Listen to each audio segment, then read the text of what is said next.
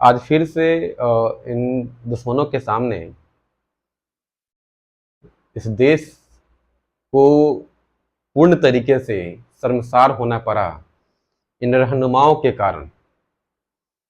इन रहनुमाओं की हम बात इसलिए कर रहे हैं कि जिस तरीके से युद्ध के बीच में और जिस तरीके से जो फैसला जो आया अभी सीज फायर का, शायद यह पूरे भारतवासियों को एक तरीके से शर्मसार करता है। आप ये सोच रहे होंगे कि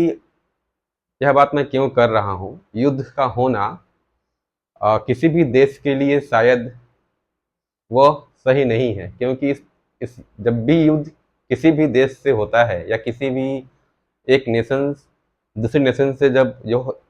डायरेक्ट तरीके से जब वो युद्ध में उतरती है, वॉर में उतरती है, तो बहुत सारी चीज़ें हमें उस समय देखनी होती हैं।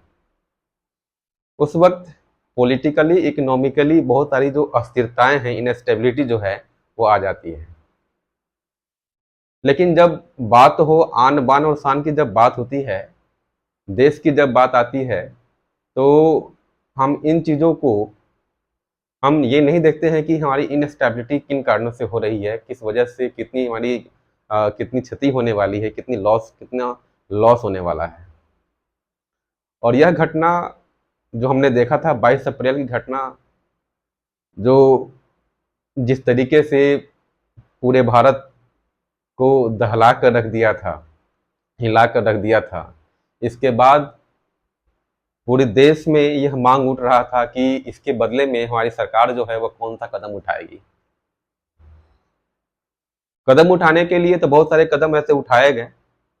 वॉर का भी सीधा डायरेक्ट जो वॉर है वो भी हमने देखा कि किस तरीके से युद्ध जो है वो प्रारंभ हो चुका था। और अलग अलग जो मीडिया हाउसेस हैं किस तरीके से इसे बढ़ा चढ़ा कर अपने तरीके से उसे वो बता रहे थे। सबसे बड़ी बात यह है, जो जो एक सच्चा और एक जो रियल न्यूज़ लोगों तक पहुंचनी चाहिए, वैसी न्यूज़ जो है उन लोगों तक नहीं पहुंच रही थी। और सोशल मीडिया के थ्रू अलग अलग तरीके से, जिस तरीके से इस युद्ध को और भी लोगों के अंदर जो एक आस पैदा कर दिया था, और इन मीडिया हाउसेस के न्यूज के थ्रू जो बताया जा रहा था कि हमारी सेना जो है वह पाकिस्तान में पूर्ण तरीके से घुस गई है, इलाहाबाद में घुस गई है, सॉरी रावलपिंडी में घुस गई है, इस्लामाबाद में वो प्रवेश कर चुकी है,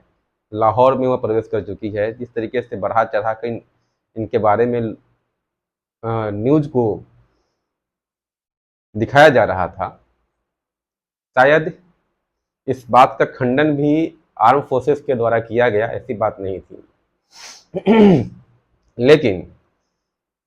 भारत की जनता यह पूछ रही थी कि हमने जवाबी कार्रवाई में जो जवाबी कार्रवाई हमने की, इसके बाद भारत को क्या मिला, इससे क्या हमें क्या प्राप्त हुआ। सबसे पहले तो बात यह है कि पहलगाम की घटना पे अगर हम जिक्र करें, जिसमें 22 अप्रैल को जो घटना घटी घटी थी, उसमें 26 भारतीय नागरिक जो शहीद हुए थे। इस कारण से पूरे भारतवर्ष में एक रुष्ट का माहौल था। लोग काफ़ी नाराज थे इन घटनाओं के कारण, और वे इसके बदले में जवाबी कार्रवाई जो है भारत सरकार से मांग कर रहे थे। जवाबी कार्रवाई हुई भी, हमने और हमारी सरकार ने, हमारी जो प्रेजेंट गवर्नमेंट है और साथ में जो विपक्ष के अपोजिशंस के जो लीडर्स हैं, और पूरा पूरा भारतवासी पूरे दमखम के साथ सरकार के साथ खड़ा था। इस घटना के बाद माननीय प्रधानमंत्री जब अरब देश के दौरे पर थे, उन्होंने अपने अरब दौरे को कैंसिल किया, वे वापस भी आए। आते आते ही इस बीच में चुनावी रैलियां निकालनी थी,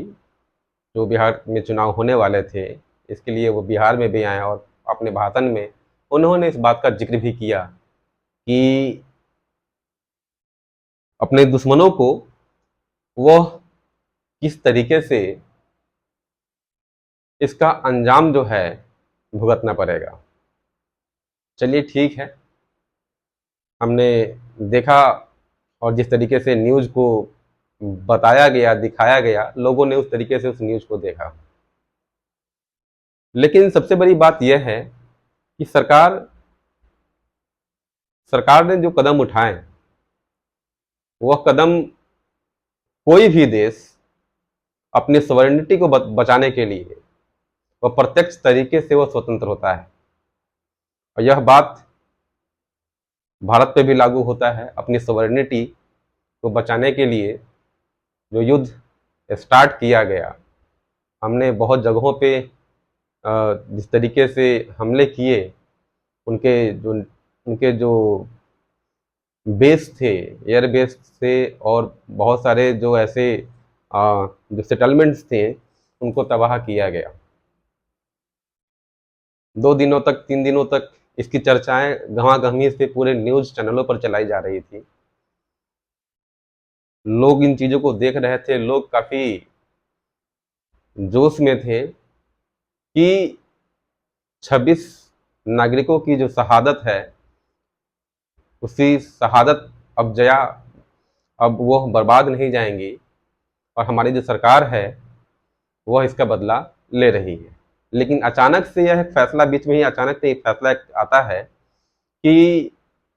और वो भी फैसला कहाँ से आता है, वही फैसला जो है वह अमेरिका की तरफ से, वहाँ की जो गवर्नमेंट है या कहें कि प्रेसिडेंट है, उनकी तरफ से यह ट्वीट किया जाता है कि सीज फायर जो है दोनों देशों के बीच में जो है, एक मध्यस्थता जो है वो कराई जा रही है। उसके बाद भारतीय सरकार ये बताती है कि हमने जो है सीज फायर, और जो पड़ोसी देश है पाकिस्तान, वह सीज फायर के लिए राजी हो गई है। सबसे बड़ी बात यह है कि जब देश अपने आन बान शान के लिए जब लड़ रहा है, तो इस देश में वह अपनी स्वतंत्रता के लिए, अपनी सॉवरेनिटी के लिए जब युद्ध कर रहा है, तो किसी तीसरे देश को, और तीसरे देश के द्वारा यह ऐलान करना, ट्विटर पर आकर प्रत्यक्ष तरीके से यह बताना कि सीज फायर करवा दिया गया है, बहुत सारे प्रश्नों को खड़ा करता है। कहीं ना कहीं हमारी जो एक विदेश नीति है, विदेश नीति को भी बहुत सारे सवाल खड़ा करता है कि क्या हमारी विदेश नीति इतनी कमजोर हो गई है कि हम किसी तीसरे पार्टी के इन्फ्लुएंस से, हम अपने जो डिसीजंस जो लिए गए हैं गवर्नमेंट के द्वारा, और जो हमारी जो आर्म फोर्सेस है वो जो डिसीजन ले रही है, वह कहीं ना कहीं इन्फ्लुएंस हो रही है उनके द्वारा। आज जो एक विफलता जो हम देख रहे हैं, यह एक गवर्नमेंट की विफलता नहीं, एक देश, एक डेमोक्रेटिक देश की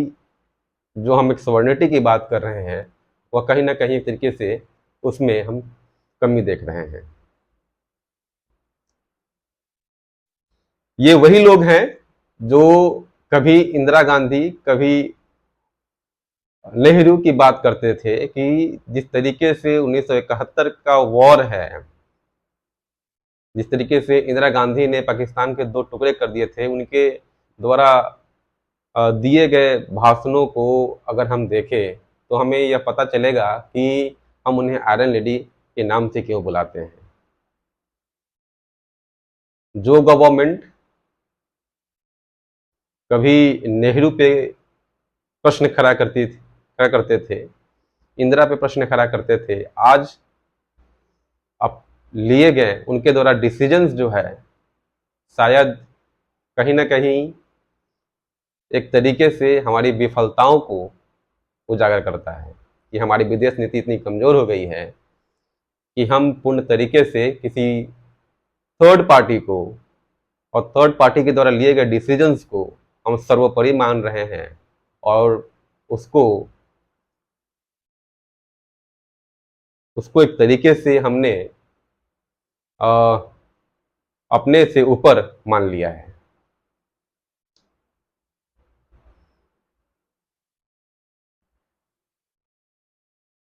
जिस तरीके से आर्म फोर्सेस के द्वारा उन पे जवाबी कार्रवाई किए गई और जवाबी कार्रवाई किया गया। भारत के लोग पूर्ण तरीके से अस्वस्थ थे। जो पीओके है उसको हासिल करने की भी बात की जा रही थी। जो लोग इतने बड़े बड़े बातें कर रहे थे, आज किस तरीके से, किस तरह वो विवश हैं कि अपना इंडिपेंडेंट डिसीजंस वो नहीं ले सकते हैं।